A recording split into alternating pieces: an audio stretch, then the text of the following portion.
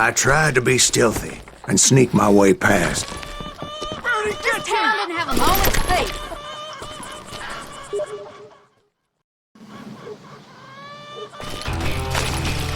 you!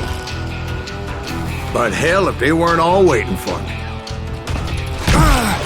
Apparently, some of them thought I was Bill.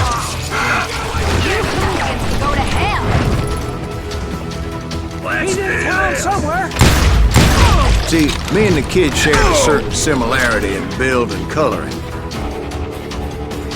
I was just glad I had Deputy Bob's mean-ass shotgun.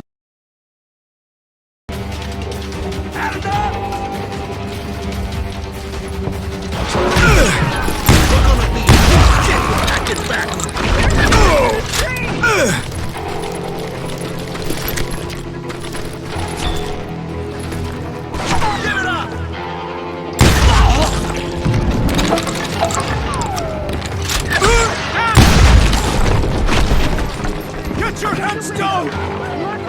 There's children here. So much lead was whizzing by my head, it was like everyone in Lincoln wanted to put me in the ground. I knew I needed to find a horse. Though I never did have a great fondness for those four-legged grass eaters. Smelly, sweaty, ungrateful beasts. We prize them too high, if you ask me.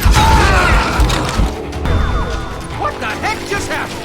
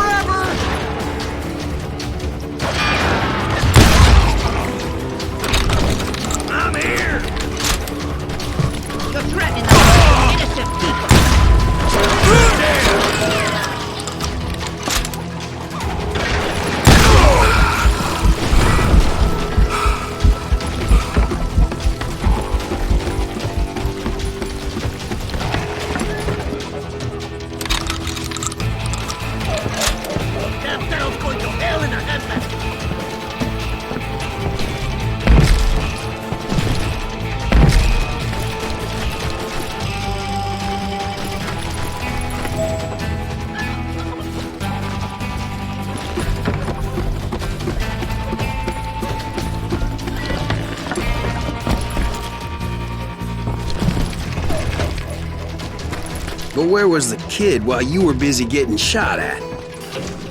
Gone. And that's when it occurred to me why Billy set me free.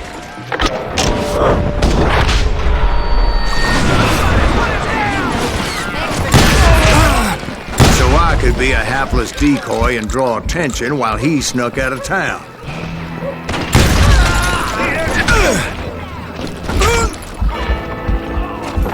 In for the kill!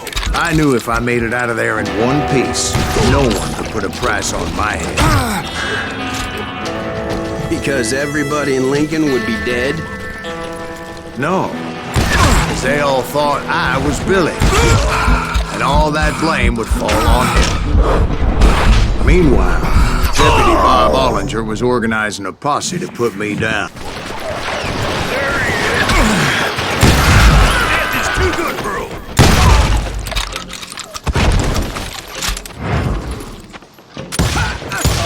Boy, you are shit out of luck.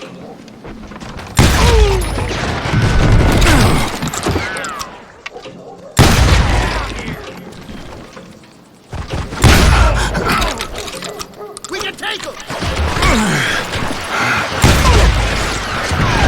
Cover your head! Get the women off the street! Get away!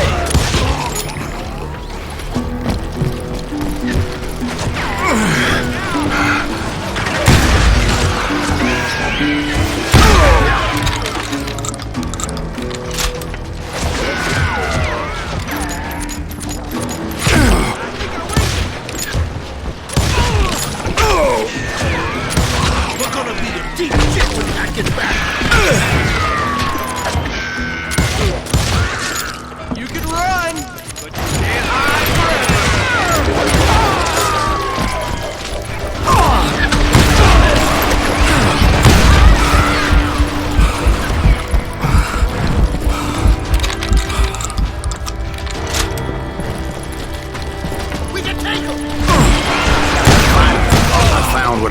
looking for. The stables on the edge of town.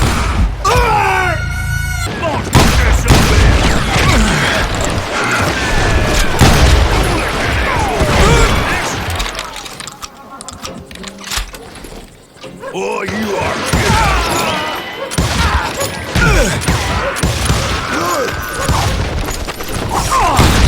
God damn you!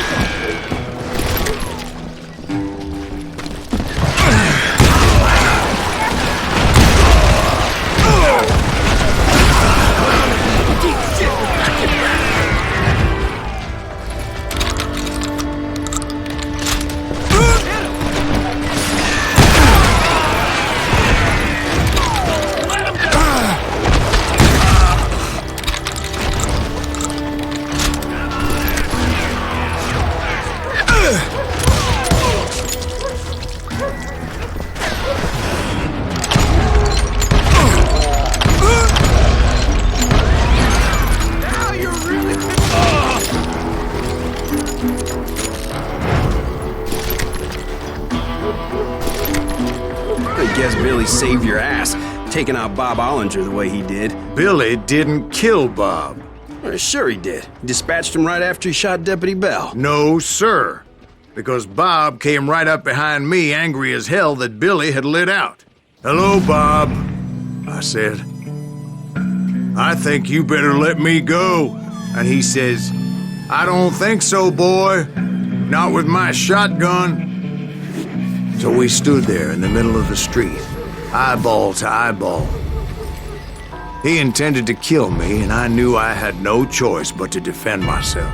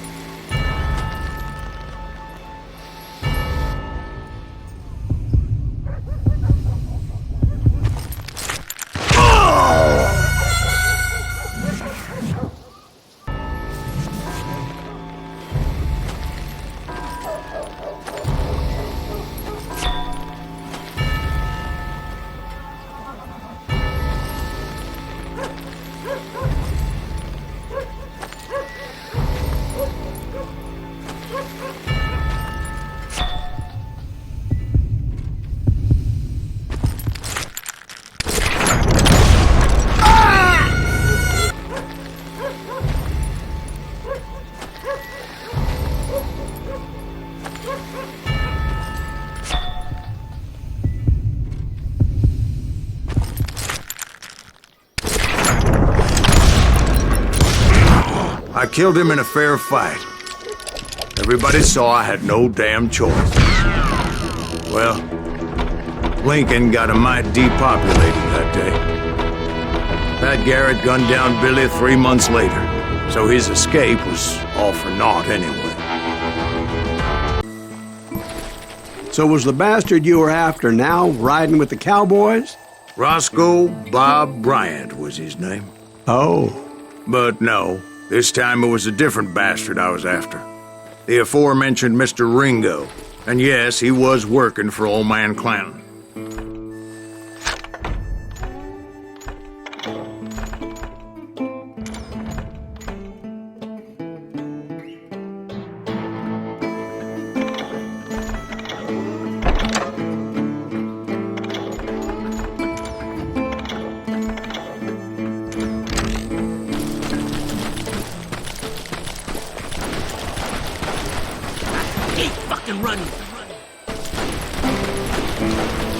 I came upon them robbing a stagecoach, which wasn't surprising, being they were such murderous thieves and bastards. The bandits wore red scarves, so I knew they worked for the old man. Over there! Nunca hagas eso, hombre! I did my best to help those poor passengers.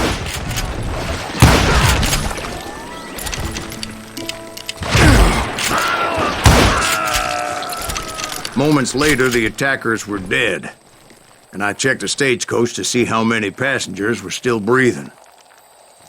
None. It was then I wondered if the rocks weren't hiding more bandits. Was that all of them? Or did I just hit the rear guard? I quickly got my answer. They attacked from on high like Apaches often did.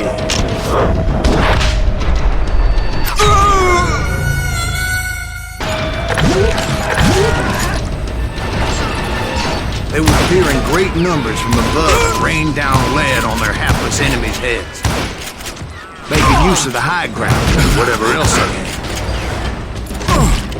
Yep, the Apaches always appeared out of nowhere, and there never seemed to be an end to them. Hold on. Did I say they were Apaches? I said Clanton's cowboys attacked me Apache style. I was in a pitched battle, but I was holding my own against an overwhelming enemy force.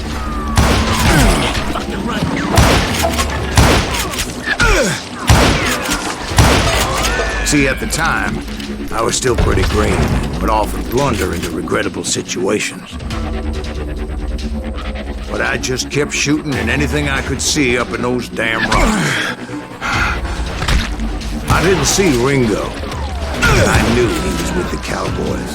He and Roscoe Bob had done me a dreadful wrong, and I was determined to have my revenge.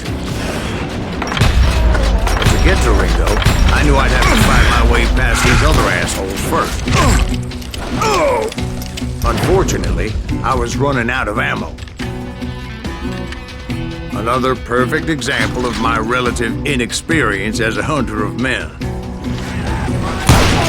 I immediately knew that a tactical retreat was called for, as my vengeful fury was much less impressive without the bullets to back it up.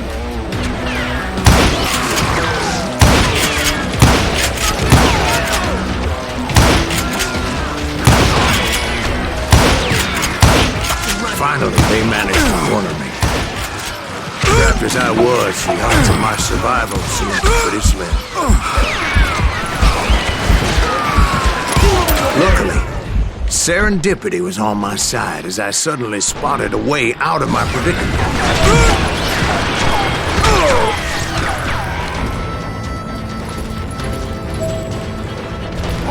I ran ahead as if the devil himself was after me. Bullets were whizzing by my ears, but I wasn't about to roll over and die. I just kept running like there was no tomorrow. Because there wouldn't be if Clanton and his men caught up with me. As I was scurrying around those caves, I thought, what was I thinking? Going up against a gang like this?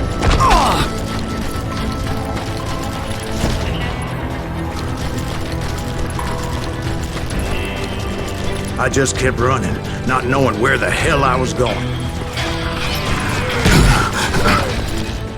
That's when something miraculous happened. Like manna from heaven, I found the desiccated remains of what looked like an Apache warrior. The old weapon next to him supplied me with some much-needed ammunition.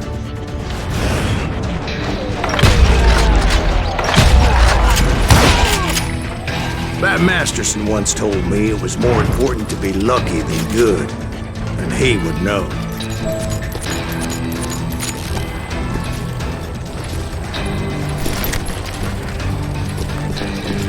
And imagine my surprise when I found a fistful of dynamite to go along with that ammo.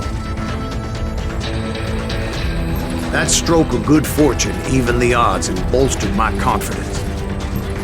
It was time to turn the tables.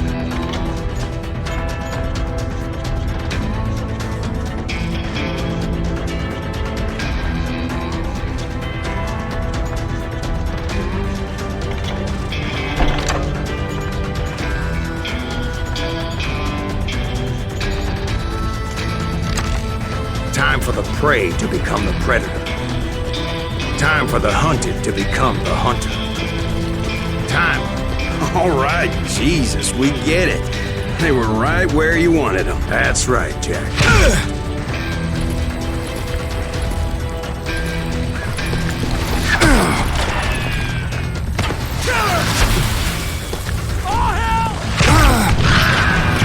was done running. And the old man's boys were not expecting that. No, sir. I came at them like a wildcat. My fury knew no bounds.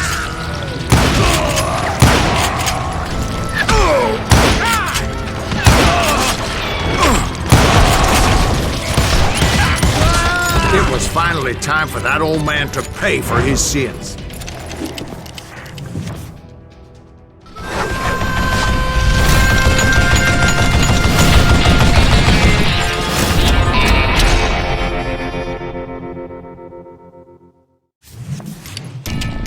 I yelled out at the top of my lungs, "Clanton, I'm coming for you!"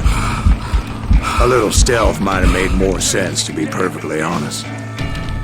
Because that old fool had a Gatling gun and enough bullets to last him till kingdom come. But I knew I could not let that deter me. Not if I was to find and kill Ringo. I needed to get that old man off that gun.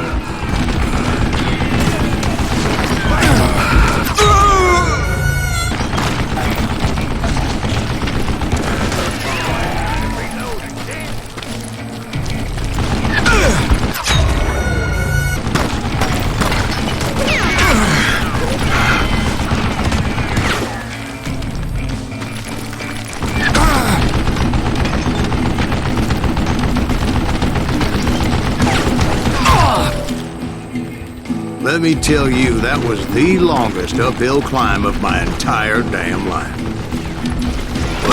One of the longest. There was that one time I was pursuing Frank James, Jesse James's brother. Jesse James? Perhaps we could talk about that one later. Now, where was I? Right. I had old man Clanton in my sights.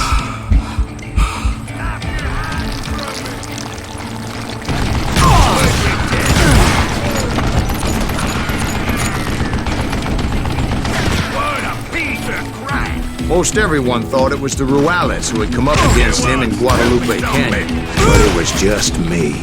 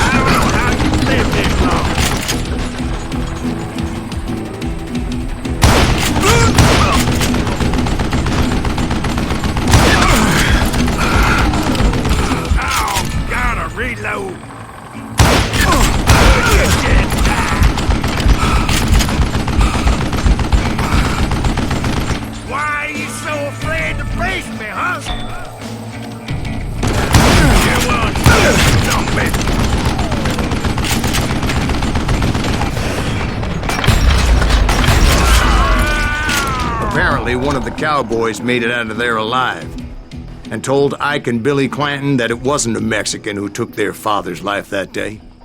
They just assumed it was one of the Earps, and that little misunderstanding eventually led to that legendary gunfight at the OK Corral.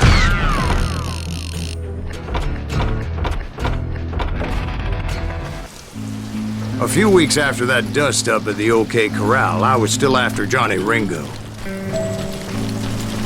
I had tracked him and the cowboys to their hideout at a sawmill, and they were loaded for bear. So, what exactly did Johnny Ringo do to piss you off? Well, him and that other bastard. Roscoe Bob Bryant? Yep. They both deserve to die, and I promise I'll tell you why. Earp's coming! Get ready, boys.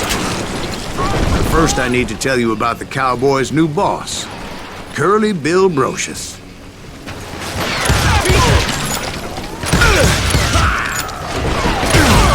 Curly Bill took charge of the cowboys upon the old man's demise, and after that gunfight at the OK Corral, the Clantons wanted revenge.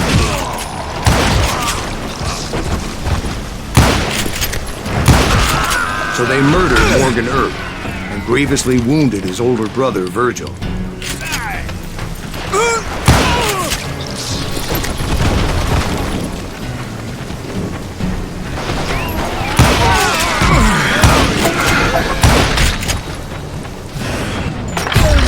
Wyatt and Doc went on what became known as the Vendetta Route, hunting those outlaws down. So when I showed up, that's who they thought I was.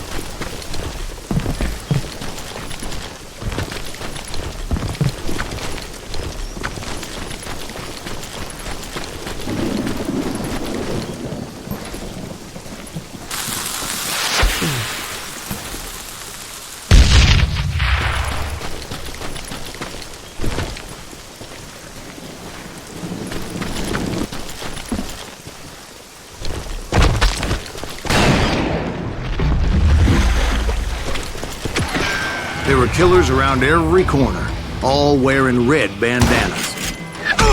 That's how the cowboys identified each other, and I was beginning to wish I had one myself.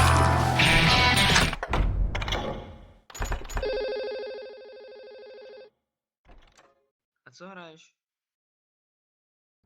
But I wasn't about to let Ringo walk away unscathed, and that's what drove me forward.